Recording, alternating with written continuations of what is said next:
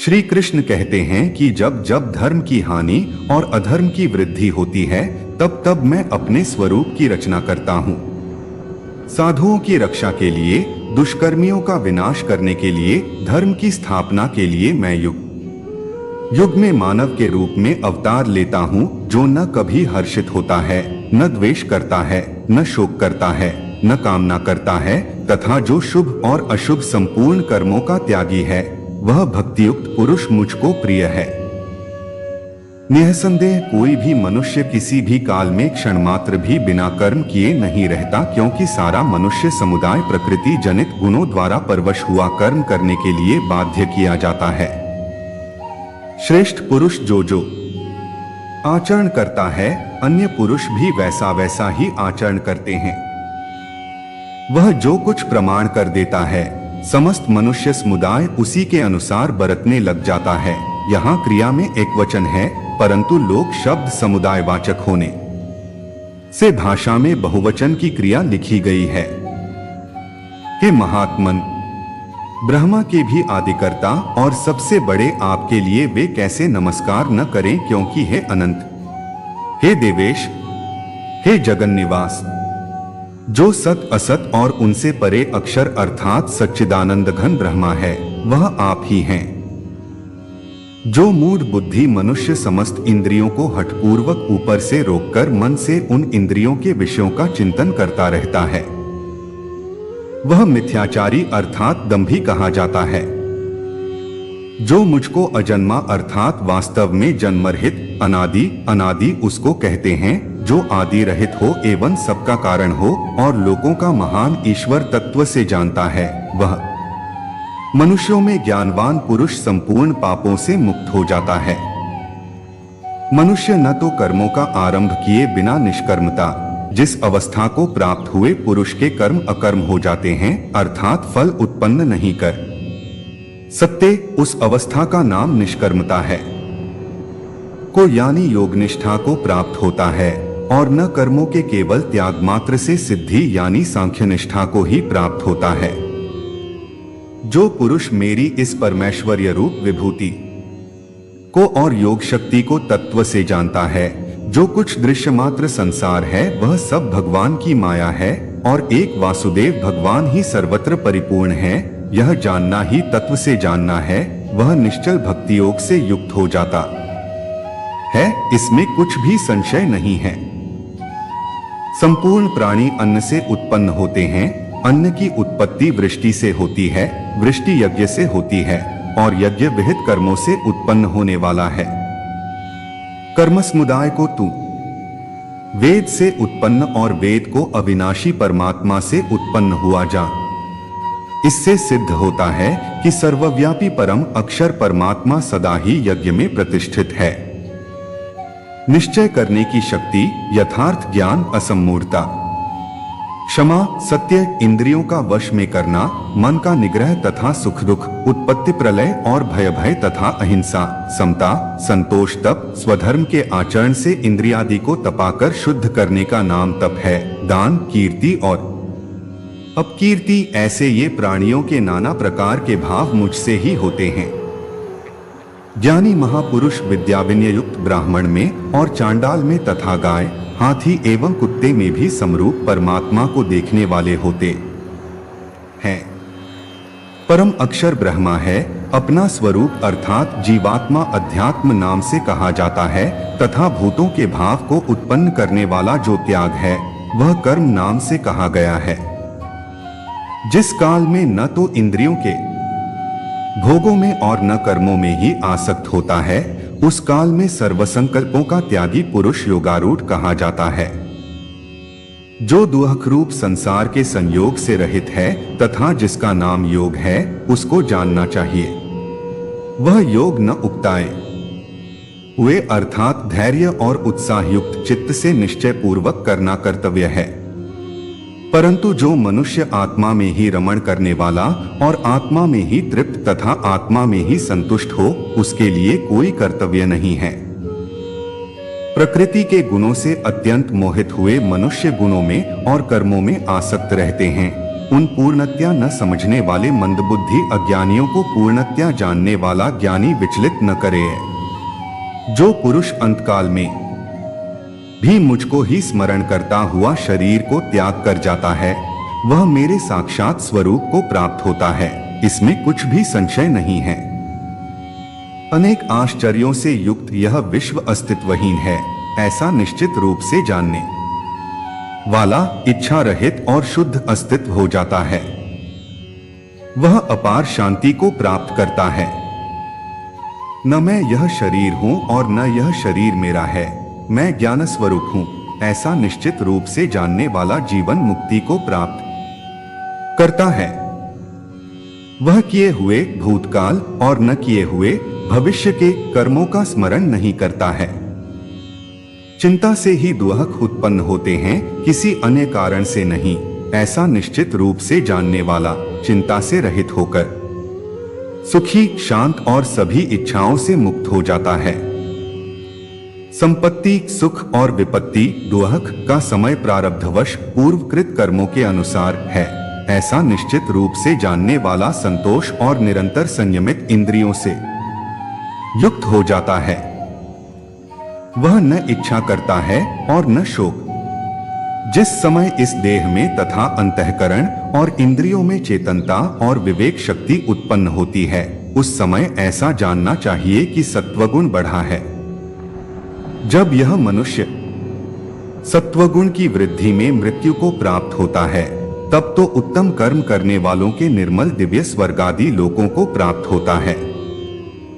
श्रेष्ठ कर्म का तो सात्विक अर्थात सुख, ज्ञान और वैराग्यादि निर्मल फल कहा है। राजस कर्म का फल दुख एवं तामस कर्म का फल अज्ञान कहा है। जो मान और अपमान में सम है, मित्र और वैरी के पक्ष में भी सम है एवं संपूर्ण आरंभों में कर्तापन के अभिमान से रहित है, वह पुरुष गुणातीत कहा जाता है। ज्ञान योगियों द्वारा जो परमधाम प्राप्त किया जाता है, कर्मयोगियों द्वारा भी वही प्राप्त किया जाता है। इसलिए जो पुरुष ज्ञान योग और कर्मयोग को फल रूप में एक देखता है, वही यथार्थ देखता है। परमेश्वर मनुष्यों के न तो कर्तापन की, न कर्मों की और न कर्मफल के संयोग की रचना करते हैं, किंतु स्वभाव ही बरत रहा है। सर्वव्यापी परमेश्वर भी न किसी के पाप कर्म को और न किसी के शुभ कर्म को ही ग्रहण करता है, किंतु अज्ञान द्वारा ज्ञान ढका हुआ है, उसी से सब अज्ञानी मनुष्य मोहित हो रहे हैं। जिनका मन तद्रूप हो रहा है, जिनकी बुद्धि तद्रूप हो रही है और सच्चिदानंद घन परमात्मा में ही जिनकी निरंतर एक ही भाव से स्थिति है, ऐसे तत्परायण पुरुष ज्ञान द्वारा पाप रहित होकर अपुरावृत्ति को अर्थात परमति को प्राप्त होते हैं। जो साधक इस मनुष्य शरीर में शरीर का नाश होने से पहले ही काम क्रोध से उत्पन्न होने वाले वेग को सहन करने में समर्थ हो जाता है, वही पुरुष योगी है और वही सुखी है। जिनके सब पाप नष्ट हो गए हैं, जिनके सब संशय ज्ञान द्वारा निवृत्त हो गए हैं, जो संपूर्ण प्राणियों के हित में रत हैं और जिनका जीता हुआ मन निश्चल भाव से परमात्मा में स्थित है, वे ब्रह्मवेत्ता पुरुष शांत ब्रह्मा को प्राप्त होते हैं। हे भूतों को उत्पन्न करने वाले, हे भूतों के ईश्वर, हे देवों के देव, हे जगत के स्वामी, हे पुरुषोत्तम, आप स्वयं ही अपने से अपने को जानते हैं। हे योगेश्वर, मैं किस प्रकार निरंतर चिंतन करता हुआ आपको जानूं, और हे भगवान, आप किन किन भावों में मेरे द्वारा चिंतन करने योग्य हैं। मैं सब भूतों के हृदय में स्थित सबका आत्मा हूं तथा संपूर्ण भूतों का आदि, मध्य और अंत भी मैं ही हूं। मैं वेदों में सामवेद हूं, देवों में इंद्र हूं, इंद्रियों में मन हूं और भूत प्राणियों की चेतना अर्थात जीवन शक्ति हूं। मैं एकादश रुद्रों में शंकर हूं और यक्ष तथा राक्षसों में धन का स्वामी कुबेर हूं। मैं 8 वसुओं में अग्नि हूं और शिखर वाले पर्वतों में सुमेरु पर्वत हूं। मैं महर्षियों में भृगु और शब्दों में एक अक्षर अर्थात ओंकार हूं। सब प्रकार के यज्ञों में जपयज्ञ और स्थिर रहने वालों में हिमालय पहाड़ हूँ। मैं पवित्र करने वालों में वायु और शस्त्रधारियों में श्री राम हूँ तथा मछलियों में मगर हूँ और नदियों में श्री भागीरथी गंगा जी हूँ। सृष्टियों का आदि और अंत तथा मध्य भी मैं ही हूँ। मैं विद्याओं में अध्यात्म विद्या अर्थात ब्रह्म विद्या और परस्पर विवाद करने वालों का तत्व निर्णय के लिए किया जाने वाला वाद हूँ। सृष्टियों का आदि और अंत तथा मध्य भी मैं ही हूँ। मैं विद्याओं में अध्यात्म विद्या अर्थात ब्रह्म विद्या और परस्पर विवाद करने वालों का तत्व निर्णय के लिए किया जाने वाला वाद हूँ। यदि मुझ शस्त्ररहित एवं सामना न करने वाले को शस्त्र हाथ में लिए हुए धृतराष्ट्र के पुत्र रण में मार डालें तो वह मारना भी मेरे लिए अधिक कल्याणकारक होगा। शोक, हम लोग बुद्धिमान होकर भी महान पाप करने को तैयार हो गए हैं। जो राज्य और सुख के लोभ से स्वजनों को मारने के लिए उद्यत हो गए हैं। इन वर्णसंकर कारक दोषों से कुलघातियों के सनातन कुल धर्म और जाति धर्म नष्ट हो जाते हैं। वर्णसंकर कुलघातियों को और कुल को नरक में ले जाने के लिए ही होता है। लुप्त हुई पिंड और जल की क्रिया वाले अर्थात श्राद्ध और तर्पण से वंचित इनके पितर लोग भी अधोगति को प्राप्त होते हैं। हे अर्जुन, पाप के अधिक बढ़ जाने से कुल की स्त्रियां अत्यंत दूषित हो जाती हैं और हे वार्ष्णेय, स्त्रियों के दूषित हो जाने पर वर्णसंकर उत्पन्न होता है। कुल के नाश से सनातन कुल धर्म नष्ट हो जाते हैं तथा धर्म का नाश हो जाने पर संपूर्ण कुल में पाप भी बहुत फैल जाता है।